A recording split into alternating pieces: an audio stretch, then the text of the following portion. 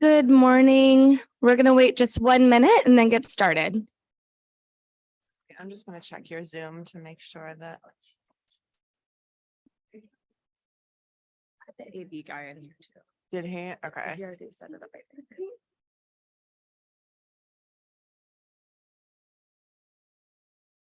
Yes, I think you're good. She's monitoring the virtual room for me. She is, but she's not able to join the session. I just started it Oh, you right should- before you walked on. Got it. You good now?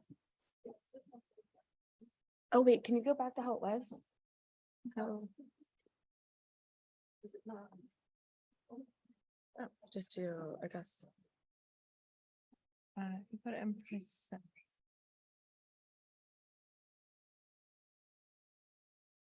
Did I'm talking about like this? Yeah, where you have it with the notes. Mhm.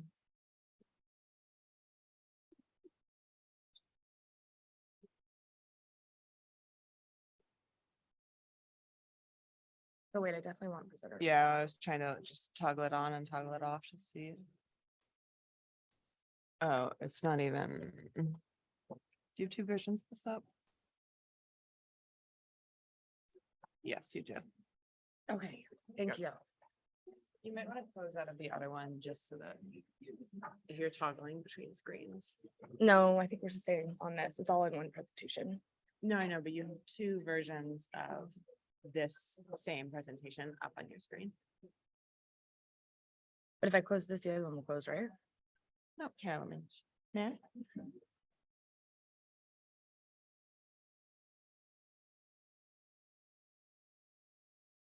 Yeah, that's what it is. No, but this one is in, okay, you should go.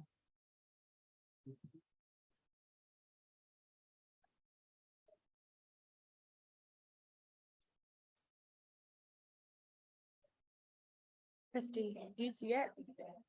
Oh, she sees it. Well, no, but your screen is blank. Oh.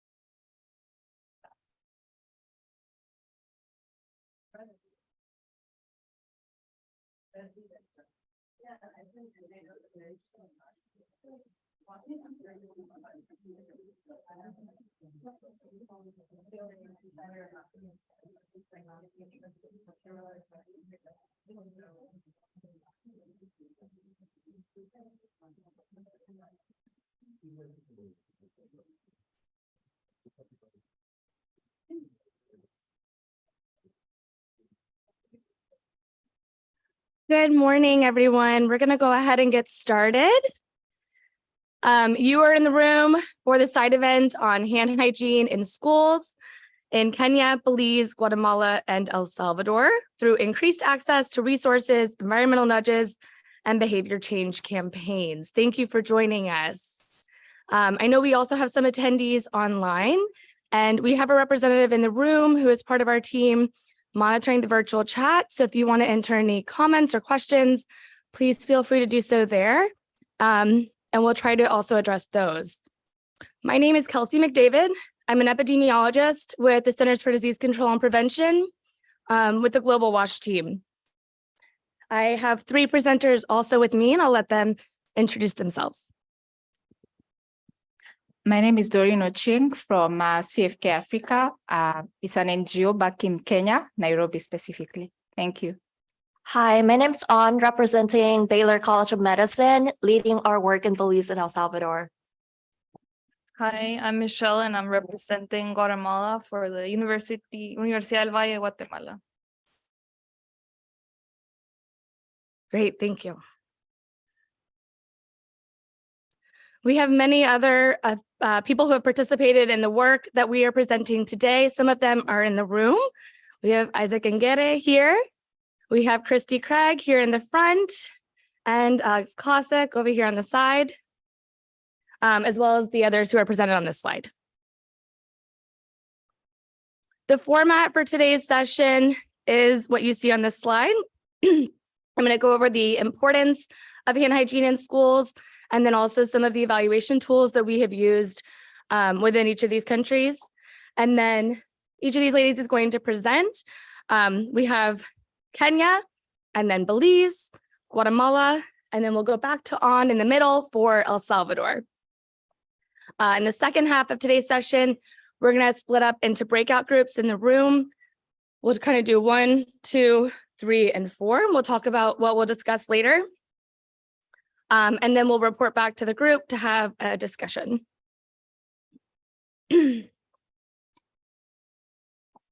So jumping into the importance of hand hygiene in the school environment, we know that hand hygiene means washing hands with soap and water or using ABHR, known as hand sanitizer, alcohol-based hand rub.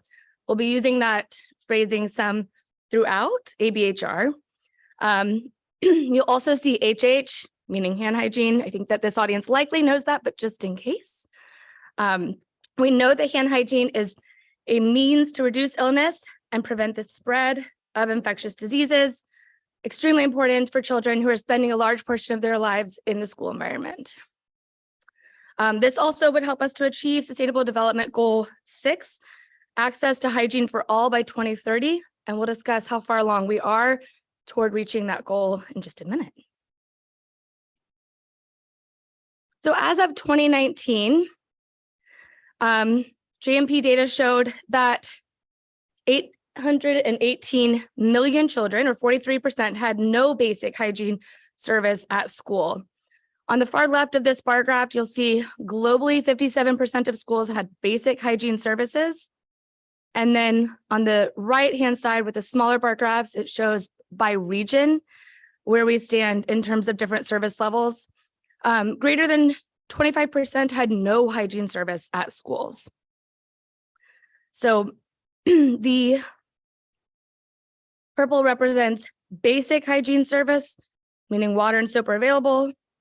Or sorry, the bright yellow is purple is basic, the light yellow is limited, and the orange is no service. So the purple meaning water and soap are available. Limited, which is the light yellow, meaning hand washing station with water, no soap is available. And then the no service, meaning no hand washing facilities or hand washing facilities with no water. Each of these boxes represents the countries that we are presenting on today. So we've got Kenya on the left, Guatemala next to that, Belize on the top right, and El Salvador in the bottom right. And as you can see here, there's very, very little data to show the hygiene service levels in schools in each of these countries.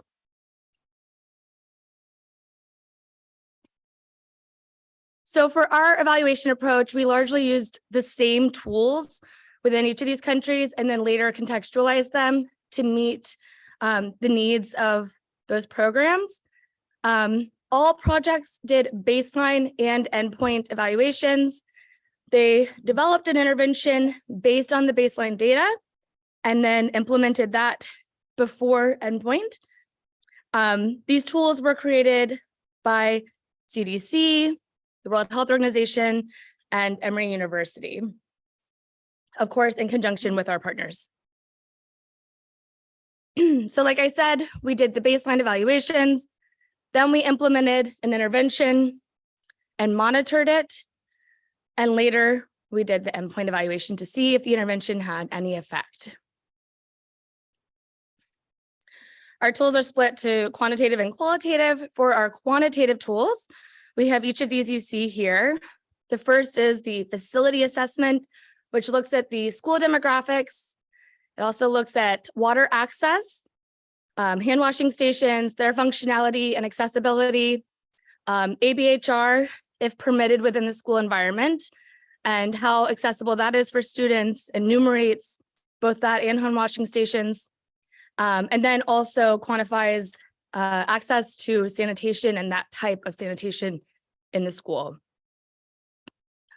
which is what you see in the top picture here. This is a water pump at a school in Belize. So we identified which water sources they are and where that water comes from as part of the facility assessment. We also have the hand hygiene observations, where students are observed after going to the restroom during school breaks. So if there's a break in the classroom, students often run to the restroom.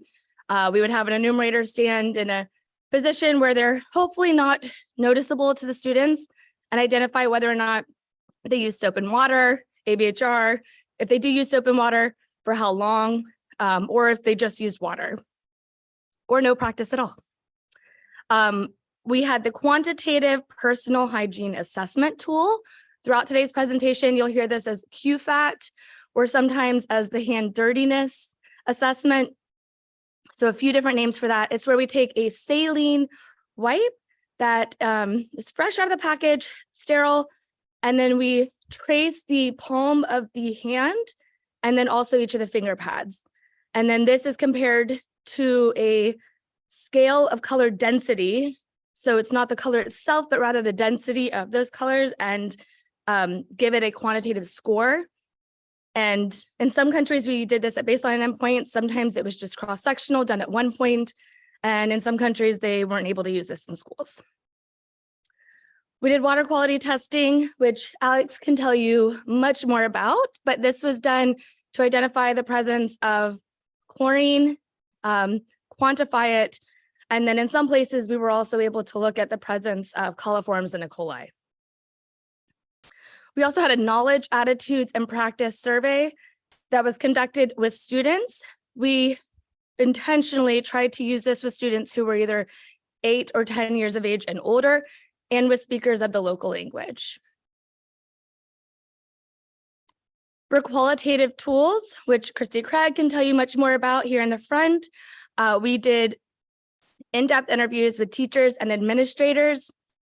At baseline, these were largely done around how they felt about the access to resources, as well as their roles within hand hygiene in the school environment. And then at endpoint, we assessed how that might have changed or how it might be different, and their views on the intervention that was provided and its impact. Focus group discussions were conducted. The last two tools, focus group discussions and intercept interviews, were only conducted in Kenya. And these two were both used with students around the use of the interventions.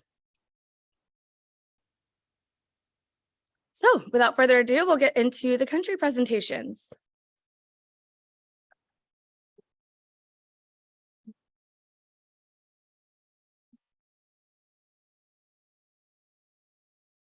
So I'll be taking you through improving hand hygiene in public schools in Kenya. So this intervention was done between 2020 and 2023 with CFK in collaboration with the WSU and CDC. And the interventions were done in 4 selected informal settlements in Kenya. So the informal settlements are in Nairobi. So this is a map of Kenya. You can see where Nairobi is. And those are the 4 informal settlements. And from there, we were able to pick public schools, and we assessed 20 schools, which met our criteria, which was on availability and accessibility of reliable water supply, and also on availability of hand hygiene stations.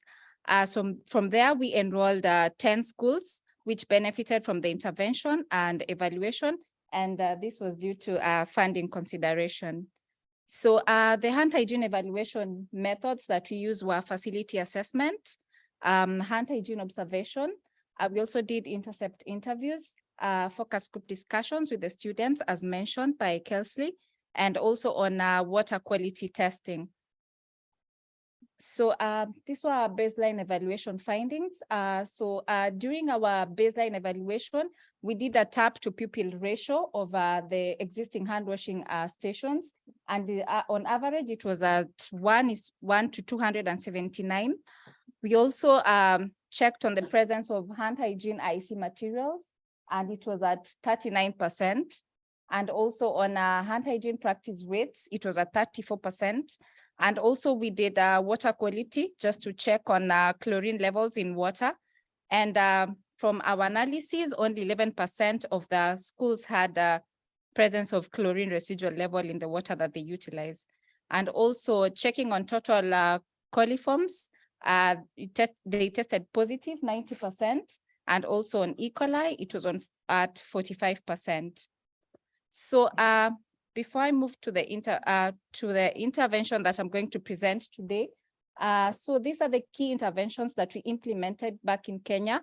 The first one was on provision and installation of hand washing stations in school settings. As you can see, we installed permanent hand washing stations, and also we were training teachers on how they could make the liquid soap, because most of the schools used to purchase the soap when it has already been made, and it was a bit costly for them.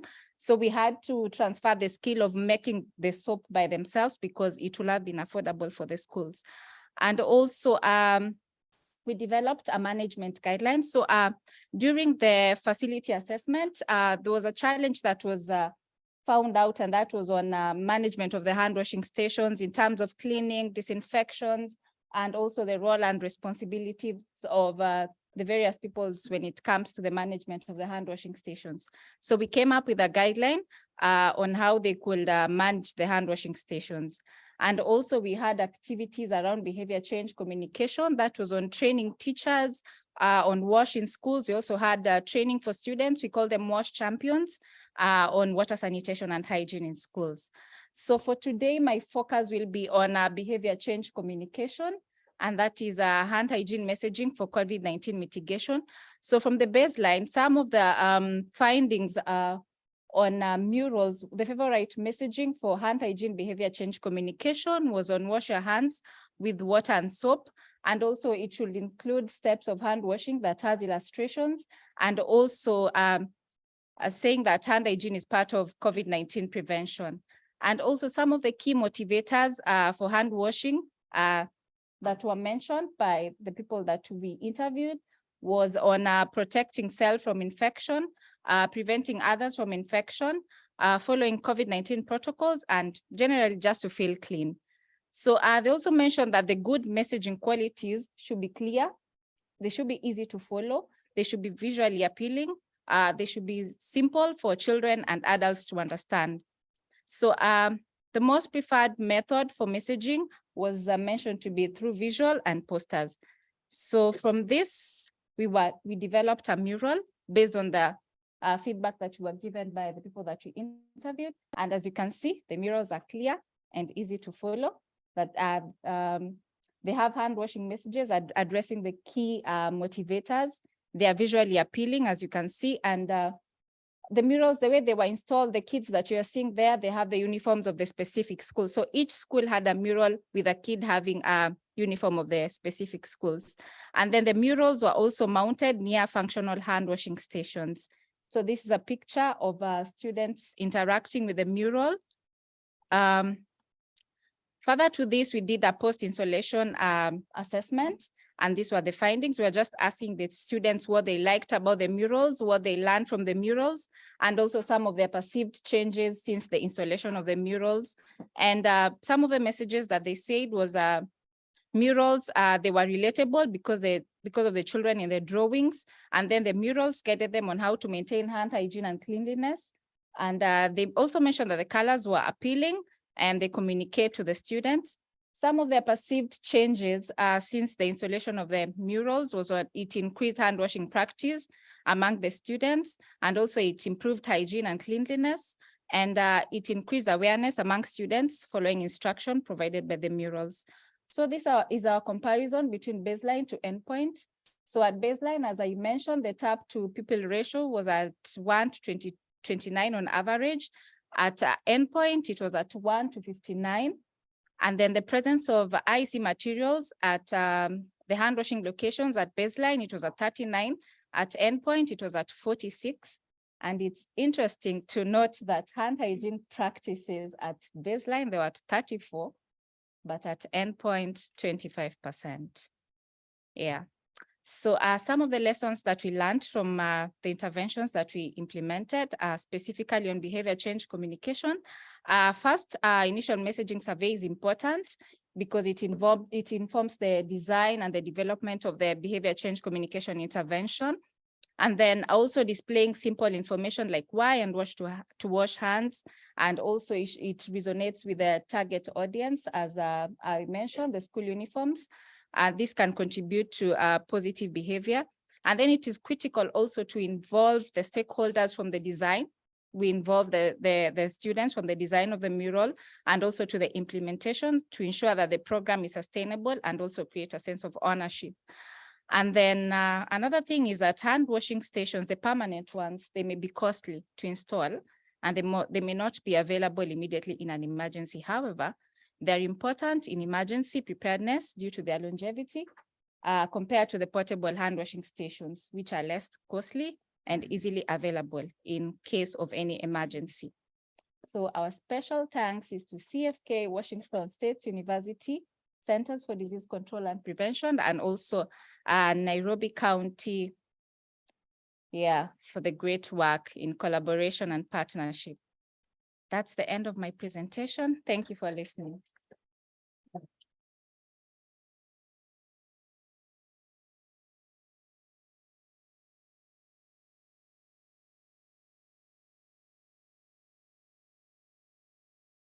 Hello, so I'll be talking about the Belize project first.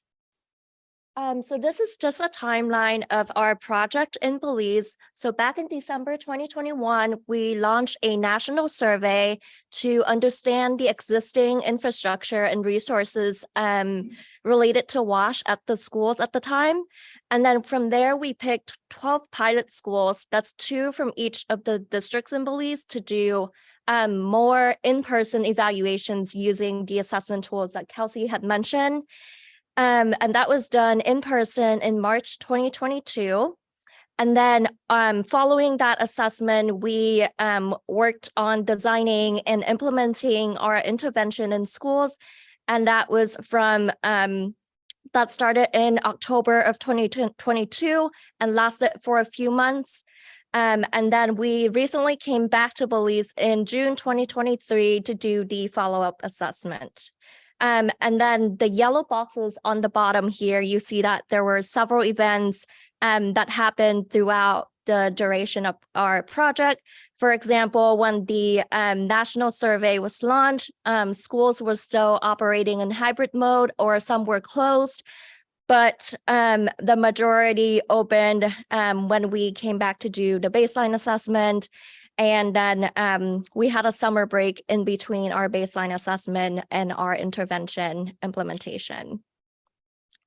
As I mentioned, we did the national survey. So that was conducted among 221 schools funded by the government in Belize. And then from there, we picked the 12 schools.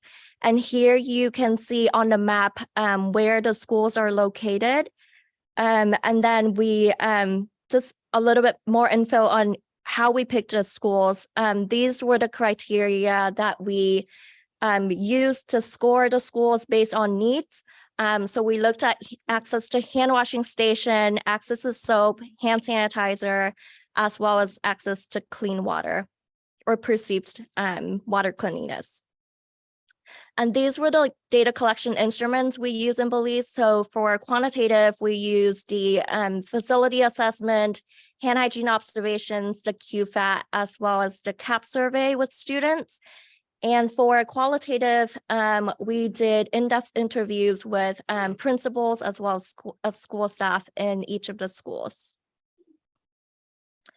So this is one of the findings that we found from the baseline assessment.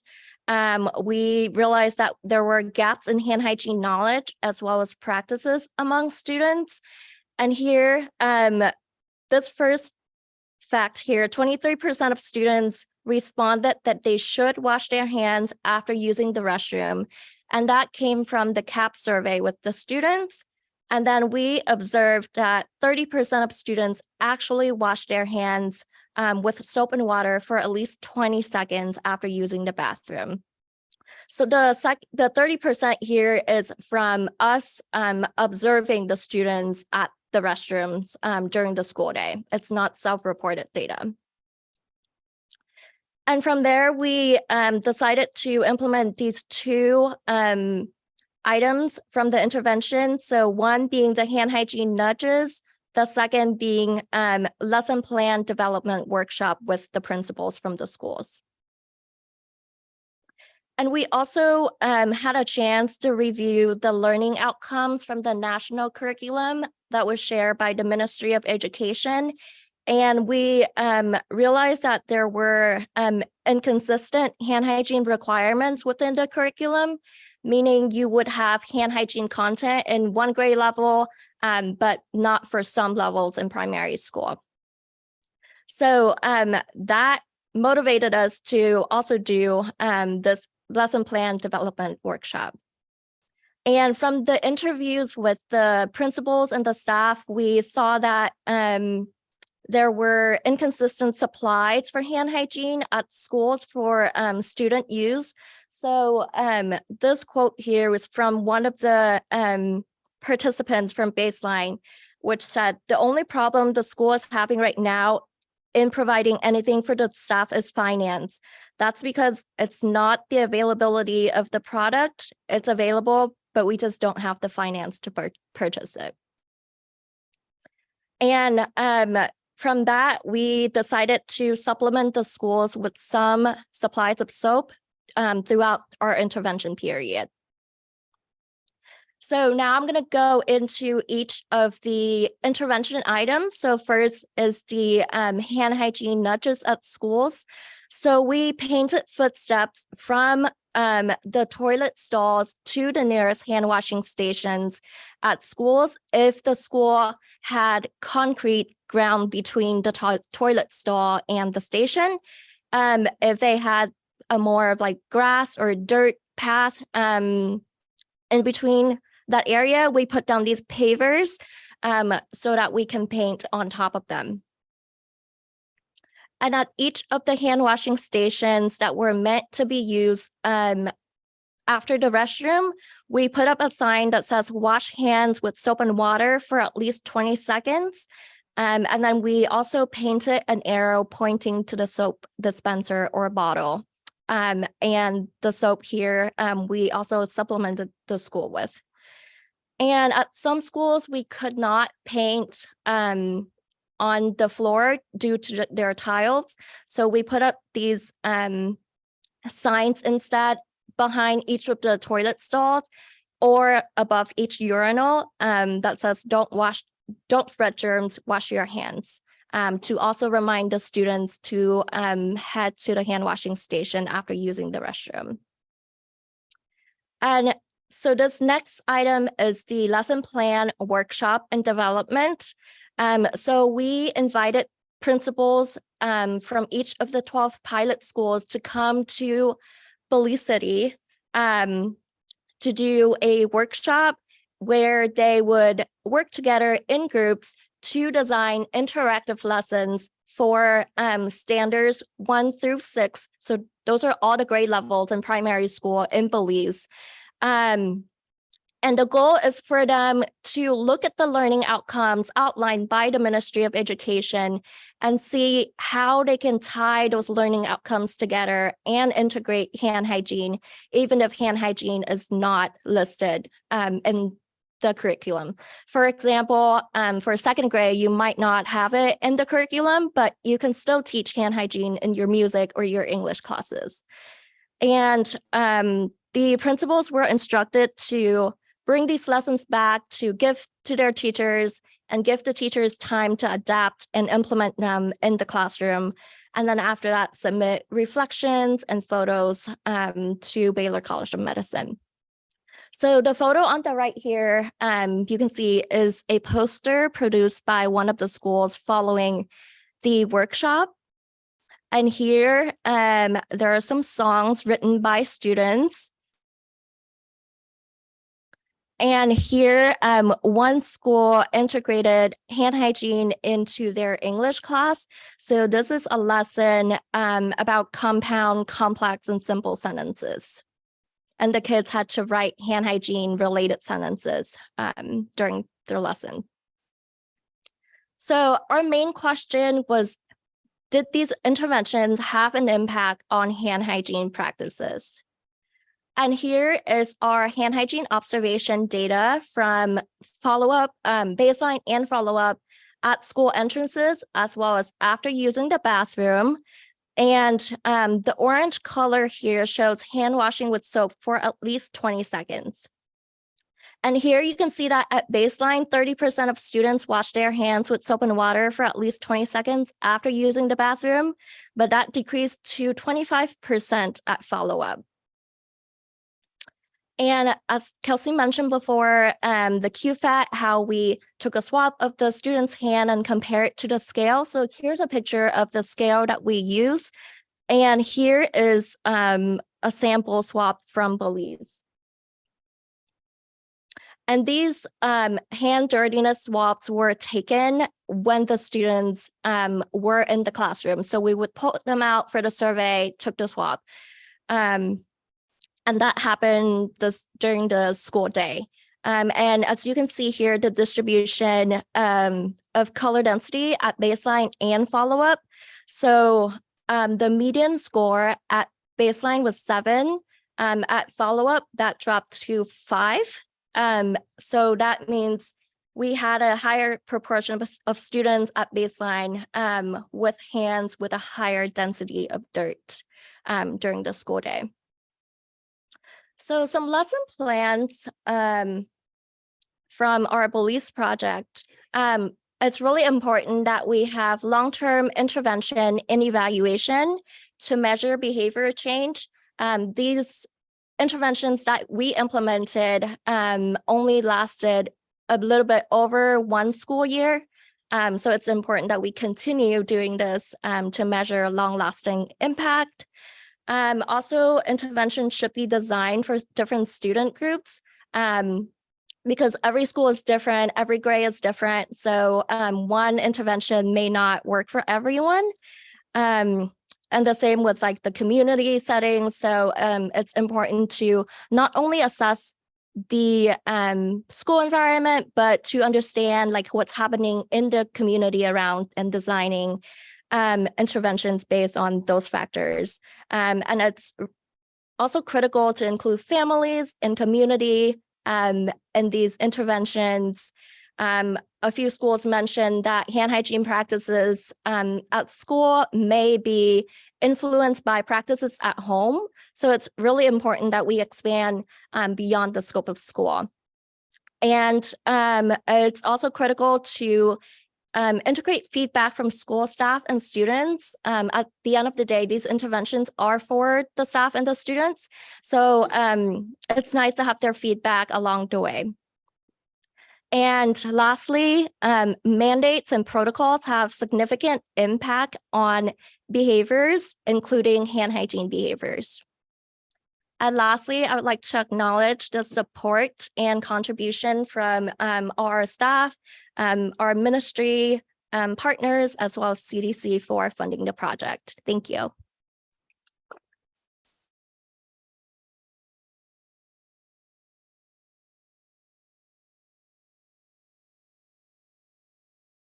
Hi, good morning. My name is Michelle Peters, and I'm the local coordinator for the Washing Schools project in Guatemala.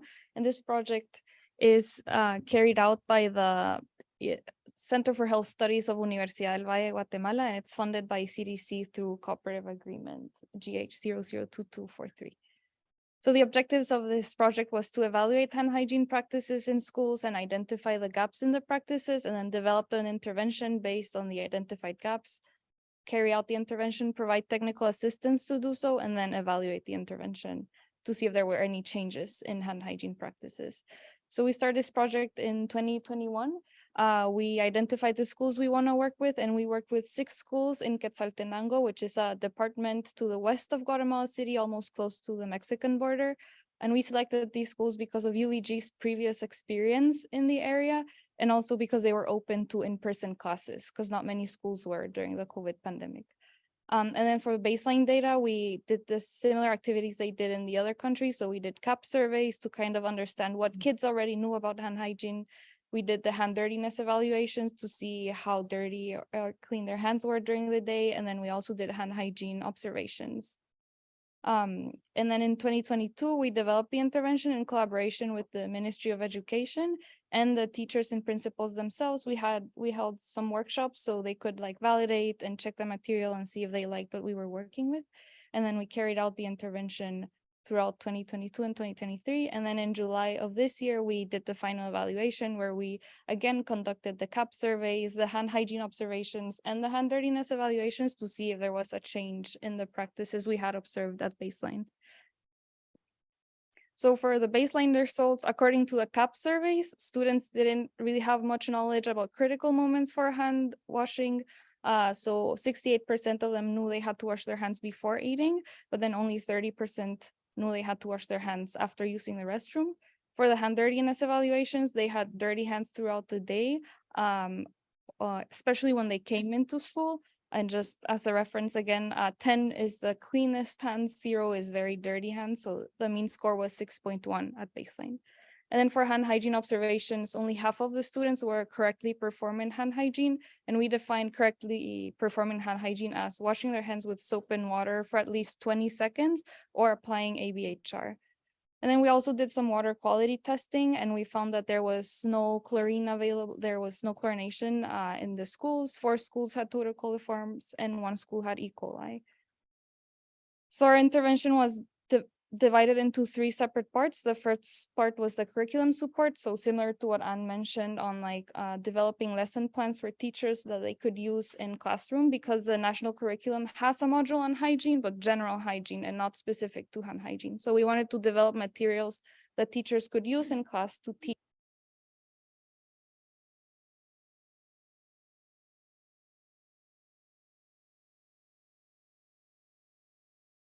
hygiene, and we also did delivery of supplies. And we wanted to work with the water quality, but unfortunately, due to issues with chlorinations in the communities, we were unable to do so. So for the curriculum support, this was co-developed with the Ministry of Education in Guatemala, some external consultants, the UEG WASH team, and then the teachers and principals. And it includes 6 informational flyers and then learning resources like worksheets, games, and crafts that teachers can use as support whenever they're teaching the hand hygiene modules in their class. These are just some examples of the flyers we developed. There's some on like why we should wash our hands, when we should do it, how we should do it. And I have some printed copies here if you want to see them later. And the hand washing festivals, these were school-led interactive activities related to hand hygiene that involved a whole educational community. And so we gave the school some guidance on like, you know, 1st grade should teach this, 2nd grade could teach this, 3rd grade could teach this, and then it was up to them, and they had total creative license on how they wanted to present this information to the rest of the schools. And so, for example, we told them 1st grade should do hand washing steps, 3rd grade can do the critical moments for hand hygiene, and then 6th grade can do germ and germ transmission.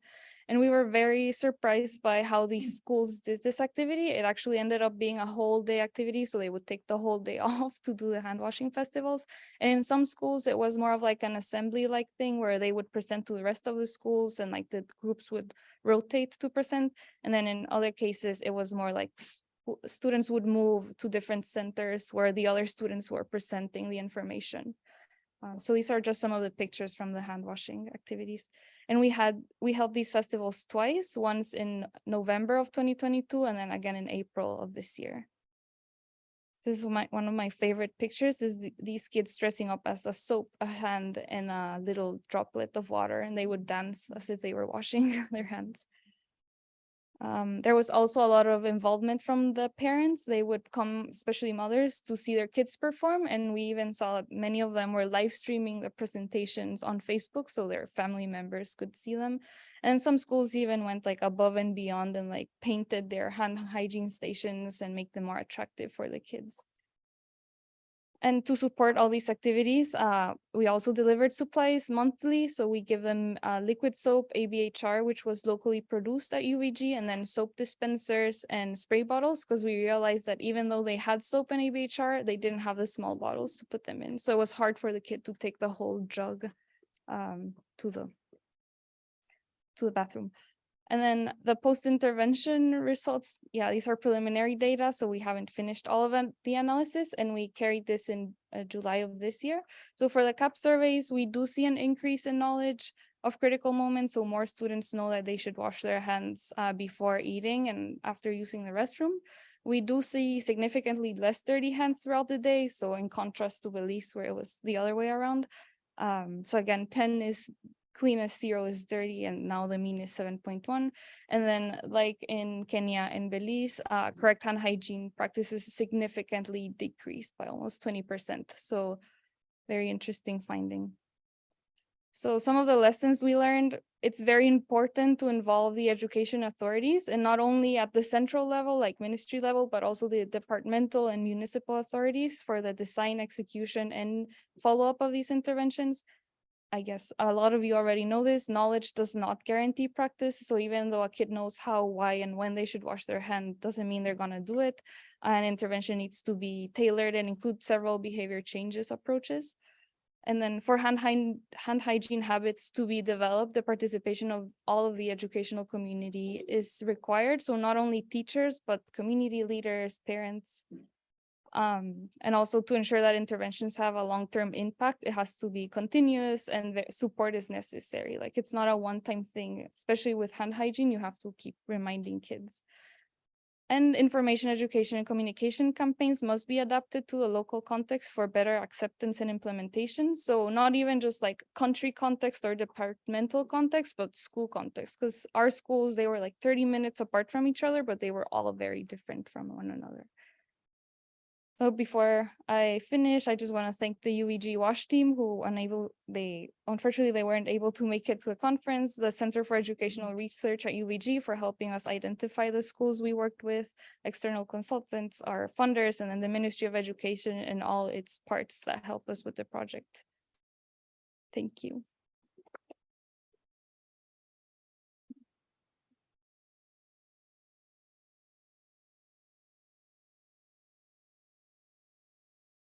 I'm back to talk about El Salvador. Very similar project, but some just differences compared to Belize and El Salvador, Belize and Guatemala. So this is the timeline for El Salvador. We also did a national survey with our public schools in El Salvador, and that was launched in April of 2022. And from there, we selected our pilot schools. In El Salvador, we ended up selecting 28 schools. That's 2 for each of the departments of El Salvador. And then we launched our intervention in May of 2023 and just wrapped up our follow-up evaluation this month.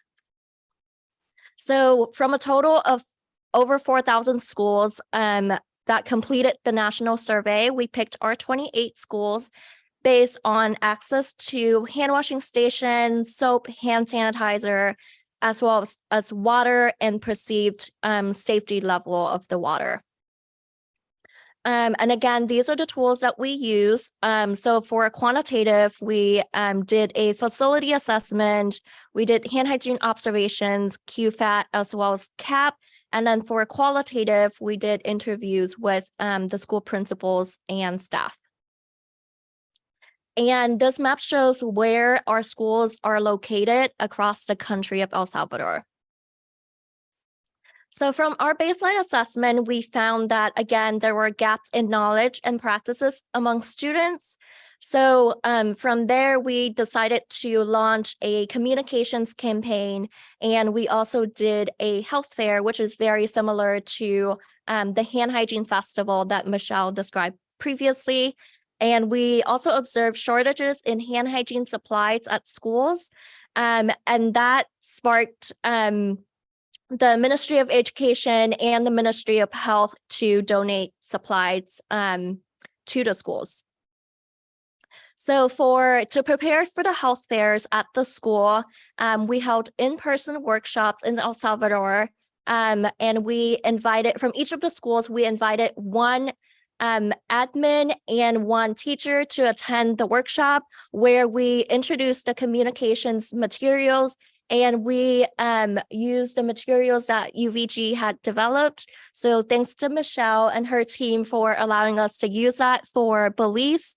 During this workshop, we also allowed the schools to share any ideas that they had for the health fair, as well as any questions for the team. And at the end of the workshop, we also let the schools sign up for tentative dates for the health fair. And we didn't really have any guidelines for the school in terms of how they should or have to implement the health fair. We just gave them some communications materials, and we wanted them to take ownership of this health fair based on the resources that they had in their school and in the community. So the picture on the right here shows shows one of the workshops that we did in El Salvador. So for the process of prepping this health fair, we gave them the materials, and the principals and the teachers who attended the workshop went back to their school to plan the fair with their staff, students, and community. And then they implemented the health fair on their own and share reflections and any photo documentation back with Baylor College of Medicine. So here are some flyers that they had developed in preparation for the fair. And some schools invited the community, parents, local health representatives, and others to attend the fair too. So here's a stage that one school set up for the fair. And on the right here, one school did like a parade down the road on the day of the fair. And here you see like a mural that they painted at school, a poster that students and teachers had put together about hand washing. And then on the right side, you see some artwork from the students coming out of the health fair. And here we're going to talk about the distribution of supplies coming from the Ministries of Education and Health. So the Ministry of Health donated these water filters, water dispensers, as well as water containers to each of the participating schools.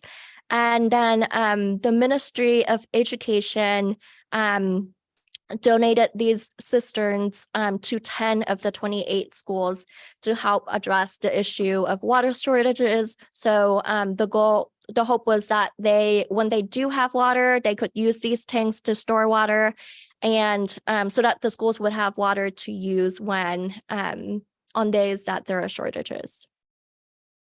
We also distributed these hand washing signs to all the schools and instructed them to put these up near the restrooms. And this design was done by the Ministry of Health in El Salvador.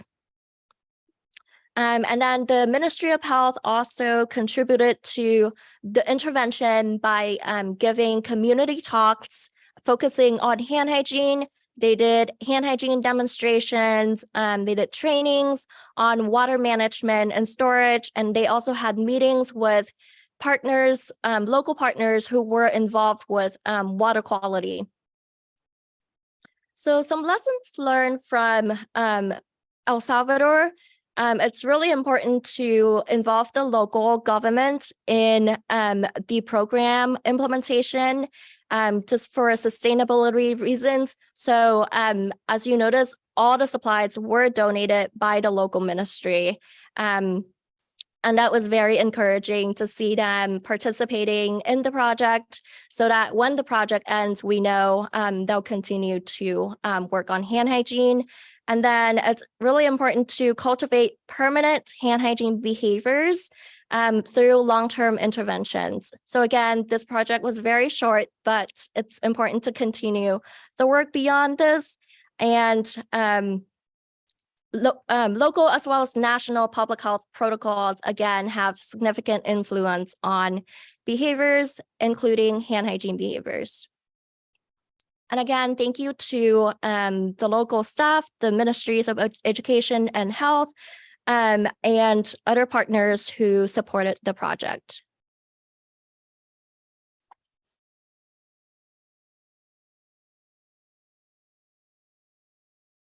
All right, so now we have an opportunity to ask questions about any of the specific projects within each of these 4 countries, or about the tools used or anything else that comes to mind. And if we have any from the virtual chat, please let me know. Yes. And if you would like, there's a microphone right there so that those online can also hear you.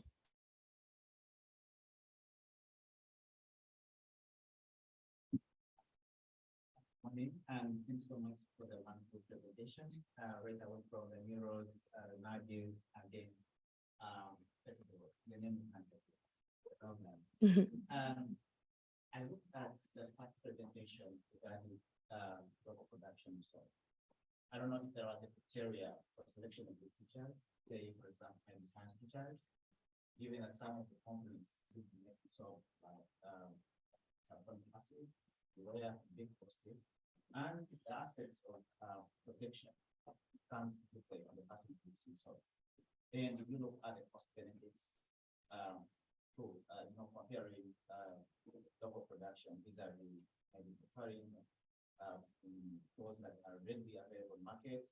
So like the last team mentioned about supplies being brought in by the government for sustainability. So for the local production school, like the schools, if they have access to so, but how feasible is it for sustainability?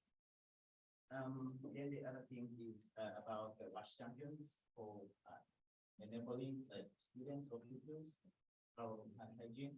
Do these schools have WASH clubs or hygiene clubs? So in case these WASH champions maybe graduate, what happens? Like if voting or maybe the WASH club is like a system in place that can enable the voting or selection champions. And the last one is about motivators for hygiene. Looking at the pandemic, for just observational kind of aspect where students and teachers reported low absenteeism rates due to improved hygiene behavior in schools. Did it come out clearly? Maybe people saying, maybe students saying, what motivates me to wash hands is not to be absent in these classes. Thank you. So for the first question on soap production in schools. So if I got you right, you asked about the selection criteria for the teachers who are trained on making soap. So basically the teachers who are trained were the teachers who are in charge of the school health clubs. We call them school health club patrons. And when they're making the soap, we always give them gloves so that the ingredients do not corrode with their hands.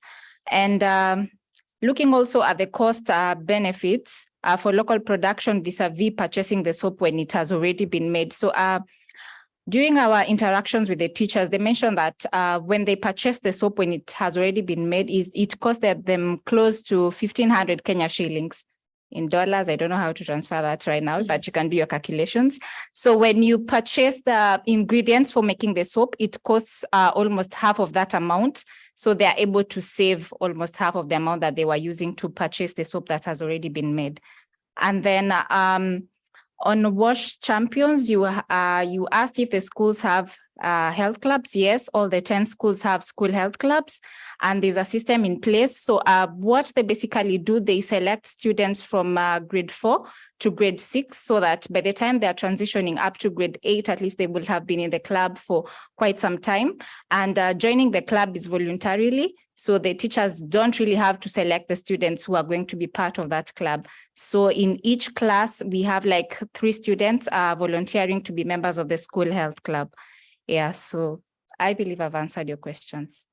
Thank you. And then did the others want to talk about any hand hygiene champions in their schools or the motivators that they found for practicing hand hygiene? So in Guatemala, the schools did not have any health clubs or wash clubs whatsoever. And then for motivators, when you would ask kids why should you wash your hands, they would be to avoid getting sick or to get rid of germs in my hands, but not really related to absenteeism. Although it was interesting that we also did in-depth interviews with teachers after the evaluation, and they did say that they saw the amount of kids missing class due to illness reduced, but we didn't see the hand hygiene practices being held like we did at baseline, but it also could be just because of the way data was collected in 2022 with COVID messaging was still very prevalent, and there were a lot of regulations by the Ministry of Health and Education that you had to have a hand hygiene station at the school entrance. And then by 2023, those regulations did not exist and the COVID messaging was non-existent. So I think that's why we saw a decrease in hand hygiene practices. Yeah, to go up on what Michelle said, it's very similar in Belize, where at we saw lots of regulations related to COVID. The government also requires schools to have a hand washing station at the entrance, and all the kids were required to stop in the morning when they arrive and line up to wash hands one by one. But that did not happen at our follow-up evaluation. And in terms of motivators, when we asked the students, why do you wash your hands? We saw lots of responses with to prevent getting sick. At baseline, we had a higher percentage of students who responded with to prevent COVID, but that decreased at our follow-up evaluation. I think we have a comment from online or a question.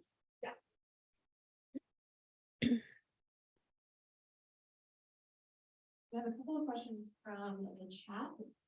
I'll read the first couple together. What are plans to sustain these identified behavior change approaches beyond the lifetime of the projects? And I'm also interested in the hand washing festivals. Is it tied to any special days or is it organized specifically for schools? And then I'll just ask one additional one. Is there any experience with the use of soap bars versus liquid soap? The form campaigns presented use of liquid soap. Okay. So I'll talk about the plans for sustaining the behavior change communication activities. So I mentioned that we work in collaboration with the government officials just to ensure that once the project comes to an end, they're able to sustain the project. And then also aspects of training students on water sanitation and hygiene in schools so that they can be like champions of behavior change communication, both in schools and also out of schools when they are back in their communities.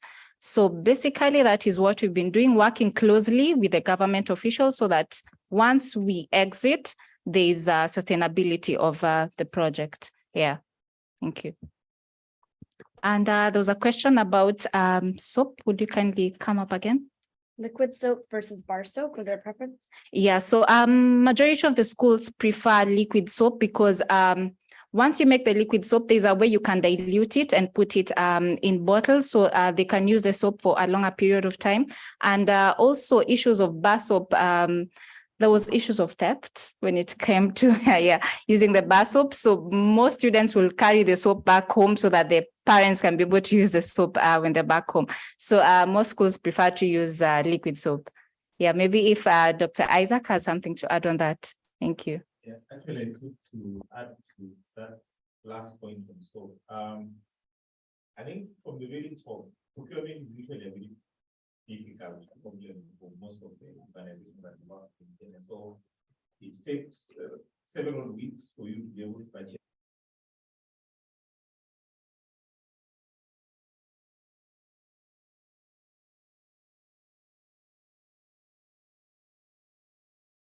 it helps them to beat those challenges with the supply chain.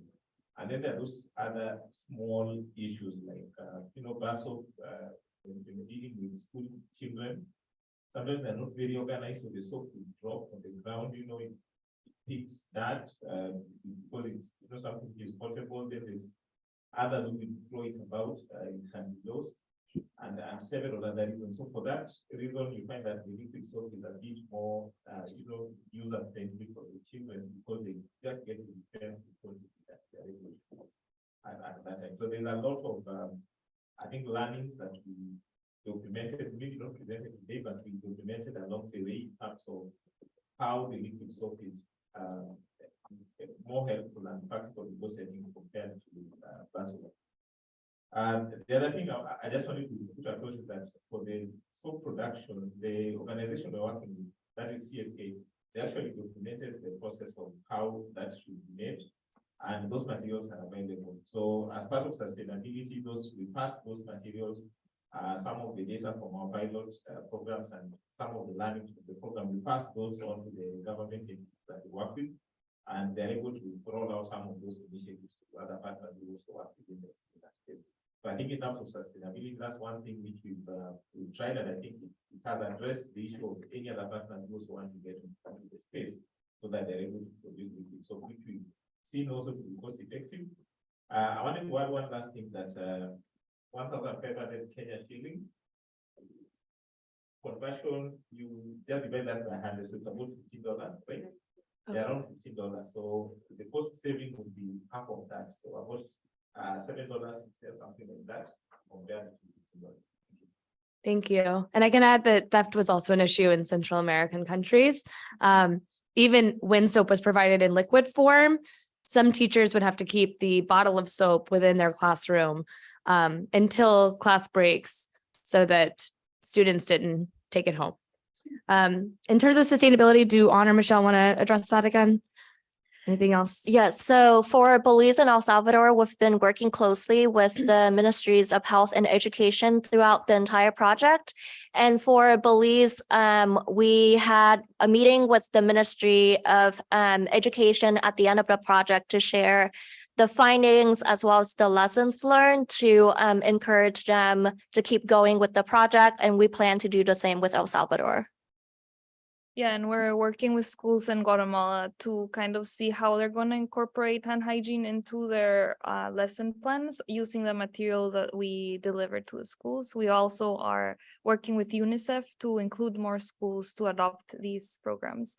And then just regarding the hand washing festival dates, it was not carried out on specific dates. The schools selected the dates that were the most appropriate for them. There's a question here.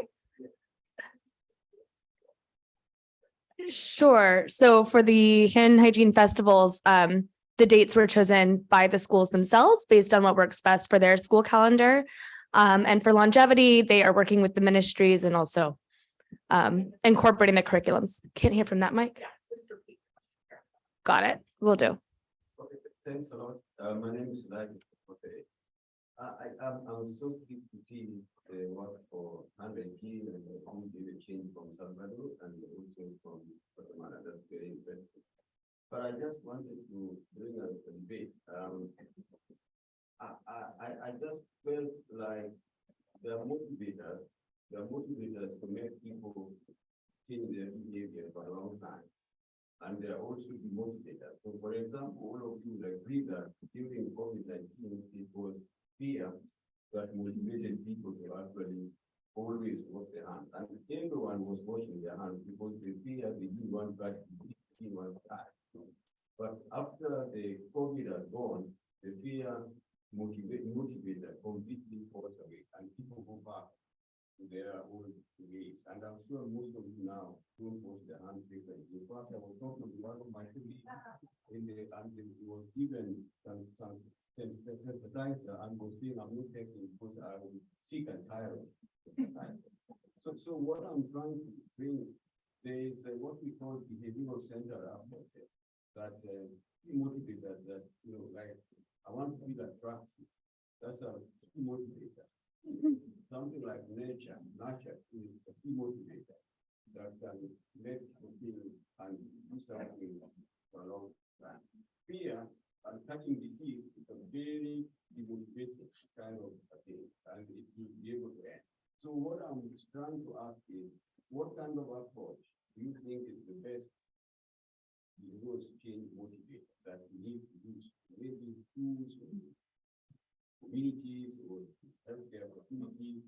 I just wanted to know whether that is something that will take into account when you are designing your education. I can speak for all of these projects in that. So the question was, what motivators will last the longest, especially after something like a pandemic, where there begins to be fatigue in regard to the interventions like hand hygiene. And I think that applies to, as you stated, all communities, all healthcare facilities and of course schools as well, especially students who may not have wanted to wash their hands to begin with. I'll let each of our country representatives address what they found as the longest lasting motivators within their projects.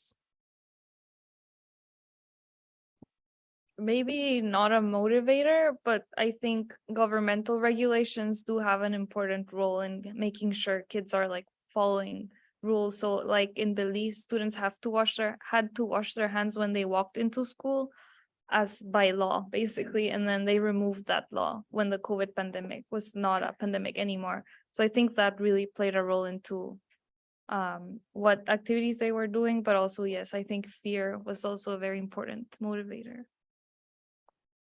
Yeah, so national policies were a strong motivator. So it may not be something they internally were interested in, but were required by the policy of the school and the government, and therefore they had to do it upon entering school. Yeah, very similar to what Michelle said. Policy definitely impacted hand hygiene behaviors in both Belize and El Salvador. In terms of motivators that are not fear related, I think, I'm not sure if this applies to school settings and students, but we've worked in healthcare facilities, and a lot of our workers share that they practice hand hygiene to protect their families and their community. So that's something that we could also try to pull into school and see if that's a strong enough motivator to encourage hand hygiene. And Dr. Isaac? Yeah, so I just want to add my voice. I think what we learned in Kenya is similar to what we realize that the message of hand washing to prevent diseases or even death from COVID just faded away. And I think sometime later on it will actually come productive. And this is the reason why initially people washed hands, but they still got COVID. Some even got severe disease and died despite washing hands, even getting vaccines and so many other things. So there's the loss of trust that came in. And I think for me, that was a really big moment that we realized we needed to design programs which also have an element of trust. How are people going to trust the message that people if they not need the benefits that we perceive? So we really didn't figure it out well. I don't even think we figured it out well currently. But at least one thing I know is that there's always like pros and cons of every approach. We tried, using the leveraging on government policy, requiring people to wash hands, in public places and so on and so forth. But a lot of the implementation of government policy in our country, and I think in many other countries, because I watched this in the news, also took a political angle. Like in Kenya, we had a curfew which was closely tied to hand washing, which was closely tied to restriction of people's movement, and there was heavy police presence, and then it quickly turned from a health issue into a security issue. So I'm washing my hands and I'm staying at home not because I'm preventing COVID, but I'm avoiding being arrested. I mean, Kenya, if you've ever been arrested, they know why you should not be arrested. So there was a whole lot of problems, and I think ultimately, because this was government driven through government policy, people interpreted that control mechanism to be a government, mechanism of keeping them sort of contained and controlled. And when we had elections, it was almost clear that those who were, on the side of the government were the proponents of hand washing the other. And I think this angle even happened in other countries, so that this control, this public health actions get sort of associated with government, and then you find people who resist it not because they have a problem with it, but just because they have a problem with the government in place. And I think that was one major learning point for us. Now, for Kenya, I think one of the things which we always, which we learned, and this is a very small way, we not really address the problem that we do, was that each small group of people, even within a school, they may have their own sort of requirements or their own unique interpretation of how these public health measures need. And that's why for our leadership implementation, we actually went to small groups, talked to them, and then we try to develop materials which were suited for them, because those were addressing things which are that able to do for important projects. Maybe that's one way, but I think each country, each program probably had different experiences. For us, I think what worked actually is just trying to localize this with a small group, trying to discuss what was their needs and then trying to address those things. Thank you.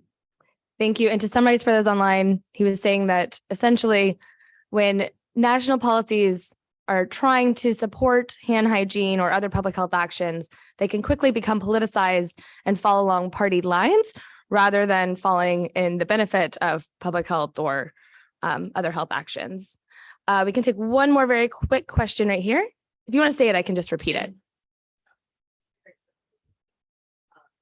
Very quickly, I was thinking that I guess we're actually thinking lower levels of self-reported knowledge within the documents and then higher levels of actual hand hygiene and 30%. So I'm curious if you have hypotheses for why that was happening, and in particular, what was I think or the fact that you're associated with schools and you're excited about that. And then for El Salvador, you had, I guess, more long-lasting strategies for interactions with government. Because at least for context, I've worked in government officials can be quite high. So engagement beyond that one official is important.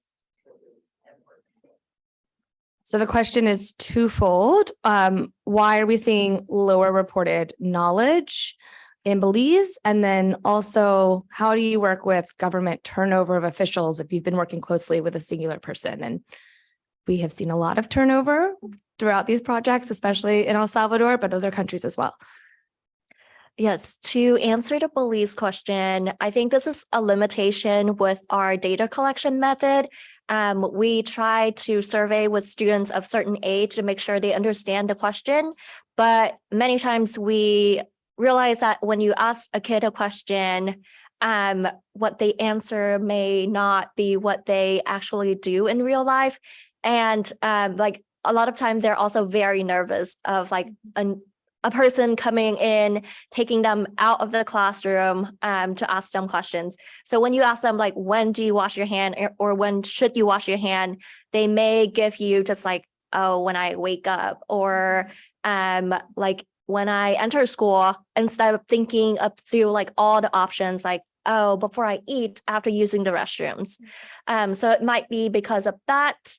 And then for the El Salvador question, we are working mainly with one, like a representative from each of the ministries, but they have teams on each ministry who are aware of the project. And in case of turnover with one or two people, there's a whole team who knows what's going on with the project. Okay, with that, I'm sorry, we don't have any more time for questions. We're going to get into the breakout groups. If there are more questions, we're happy to stick around during the networking break that takes place right after this, so we can have more one-on-one conversations. So for the breakout groups, they will take place in this room. We'll do right here in this corner with Dr. Isaac on national policies. In this back left corner, we'll do water quality with Michelle Peters from UVG. In this right back corner, we'll do behavior change and environmental nudges with On Lee. And then we'll do this corner over here, hand hygiene infrastructure with Alex Kosick from CDC.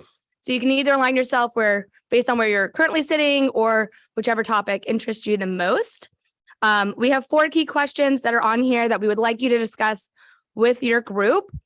And we would like each group to have one note taker so that we can keep these notes after. So you'll send them to me later. And then we'll also have one rapporteur who will share with the group afterward what your group discussed in regard to that topic. So the questions are, have you worked on interventions aimed at this topic previously? Or if not, what would you do hypothetically in the future? What barriers or facilitators have you encountered? And then what can be done to promote sustainability with interventions or projects that are related to your topic area for your group? And lastly, what can be done to improve hand hygiene adherence? As we've seen with each of these projects, hand hygiene adherence decreased. And a lot of that we believe is due to the climate with COVID. At baseline data collection, COVID policies were in place that required a lot greater hand hygiene. And it was fresher in the minds of students and the school community. Whereas at endpoint evaluations, we found that it was less so in the mind. There was the fatigue that has set in, and some of those policies had changed. So what could we do in regard to each of these topics to improve hand hygiene adherence? So I'll let you go to your groups right now, and we'll discuss for the next 10 minutes, and then we'll share one salient point from each group right after.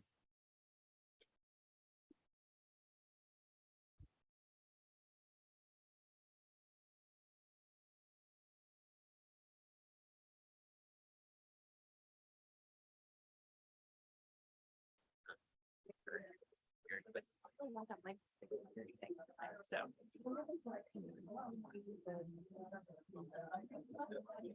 I think, because it might be just over here. Yeah. Okay, well, I'll see. I told them if they have any thoughts on these questions. Okay. And we may not have time for reporting out of everyone. Until we just want to- if you wanted to make, like, notes on it, then we can talk about it. Okay. But I think we're gonna try to do one of them, right?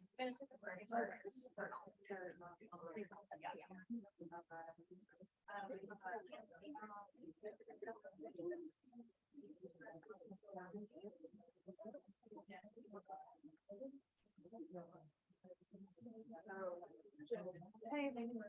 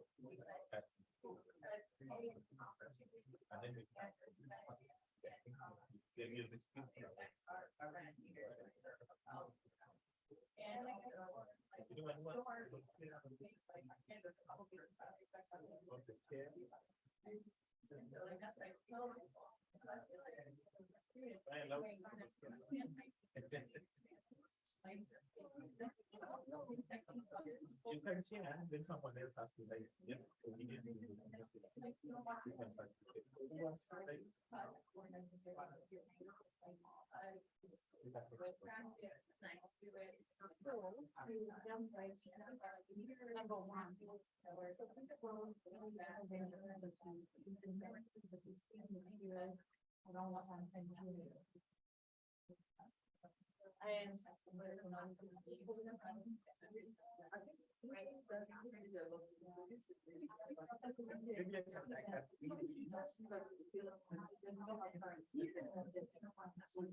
In relevance, there's a football relevance to the national politics around hand washing facilities. So the context is school hand washing and how not to the policy from and then, so the first question is, have you worked on interventions addressing getting policy on hand hygiene? That's our so either working on a program that is practice or working on a policy. How would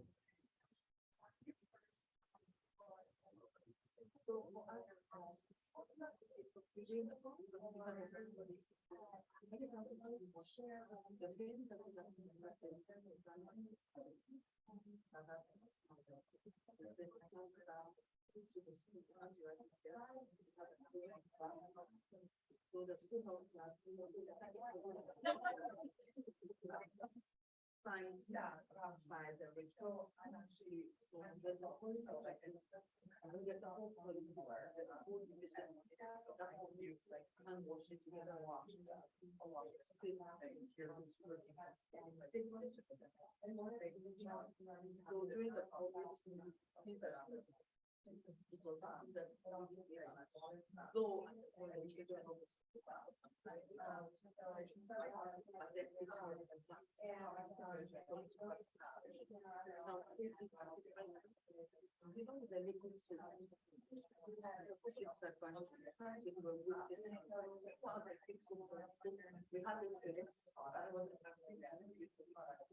so that was where we had a challenge but there was a matter for you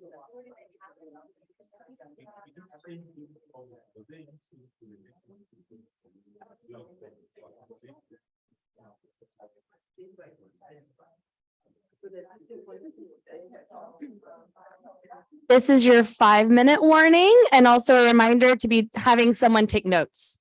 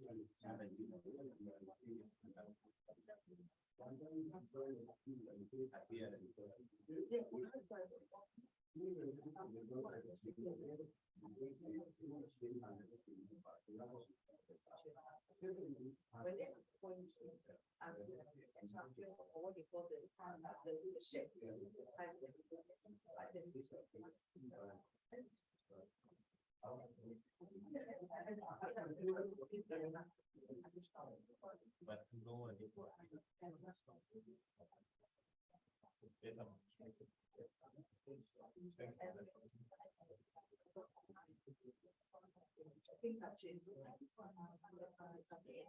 In Ghana, I was because I was living in we never saw where we train the teachers. So I think that's something that happened to though it's no more but it's something that we it's the same like but the government is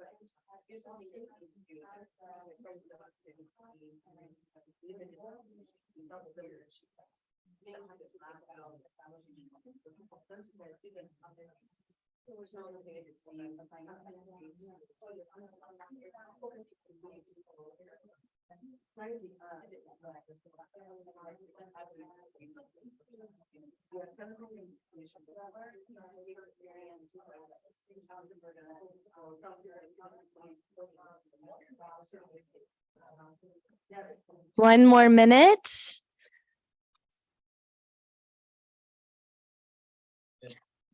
That's what I mean, that's what I was doing. Yeah, we can also do it for class with So, lots of the things that I see are really fast, so there's the line that- So look at the meetings, so you know, really also support it. I heard that. All right. It sounds like there's a lot of great conversation, but I'm going to interrupt so that we can try to report out before we have to jump to the next session. You guys can resume your conversation just after, but we're going to share it out so that we can also get it recorded for the group for those who do have to leave right at 10. So we'll start with group 1 here to my left on national policies. Can you just share? Okay, 60 seconds.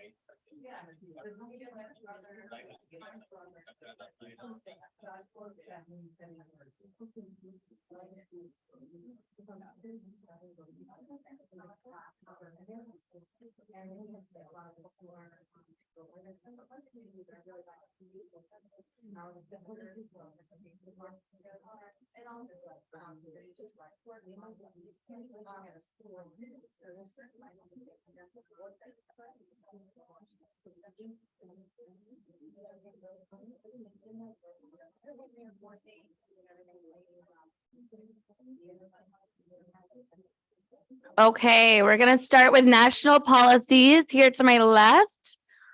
Do you have your rapporteur ready? Dr. Isaac? Yes, wonderful. Okay, so if you guys could just share 1, maybe 2, if they're brief, salient points in regard to these questions on national policies with the larger group. And if possible, I'll move around the microphone.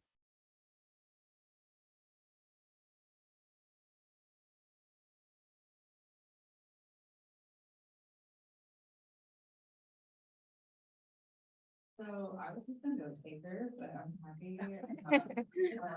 Some thoughts. We discussed primarily Ghana and Kenya and really how the policies existed pre-COVID, but have really intensified during COVID. And specifically trying not to lose any of the gains, but also making sure that the policies, particularly in Kenya, are read really closely.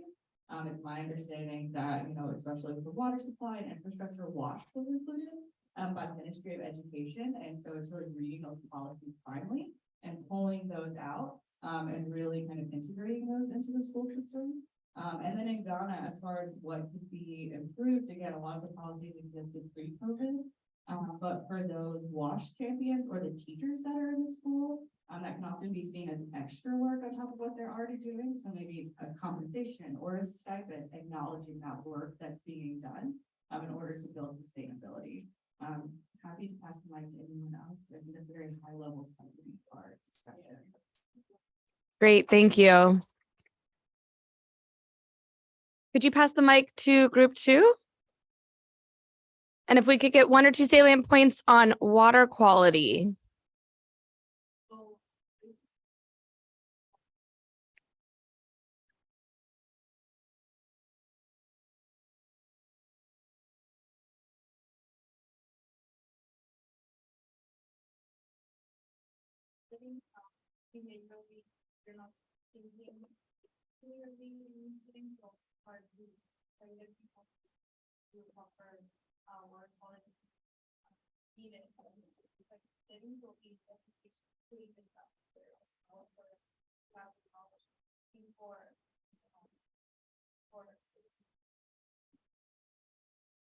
Great. Anything else to add from that group? Okay, thanks. Group 3, behavior change and environmental nudges.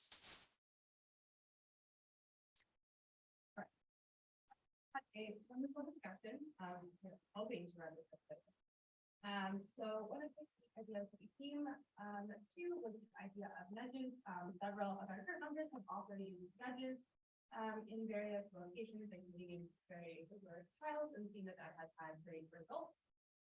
We also talked about the importance of having sufficient infrastructure located in convenient locations and having supplies to enable that behavior. And then we had some great discussion as well around different motivators for hand hygiene. So rather than this idea of to protect yourself, really building in this idea of community care and nurture.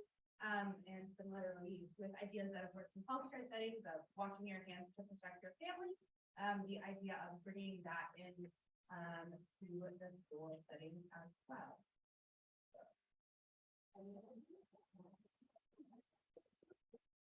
Great, thank you. All right, and lastly, hand hygiene infrastructure.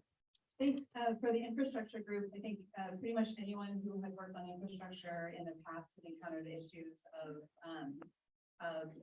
breaking down infrastructure or lack of maintenance or like refilling of stations because roles and responsibilities weren't clearly designated, and so that was something that we talked about as a need for sustainability, is to establish people, make really clear what the roles and responsibilities are, where hand hygiene stations should be located to make sure that they are always functional and useful. Excellent, thank you. All right, so note takers, if you could come meet up with me afterward, just so I can retrieve those notes from you, that would be great. If not, I want to wish you all a great rest of your conference. Thank you so much for your active participation today and attending our conference. I think we've seen some themes of the importance of localization throughout these projects and how that needs to really be contextualized to the specific population, whether that be at the school level, the district, or just at least the national level, as well as the need for long-term sustainability. These projects were limited in funding to 2 years, but we're hopeful that some of this can be reutilized in the future and that we've gained the buy-in of those important officials who will be there, not just that individual themselves, but also their teams. And so it can be something that is longstanding and not just a temporary fix. So thank you all. I'll stick around in case there's additional questions. Thank you. I hope it was a good start.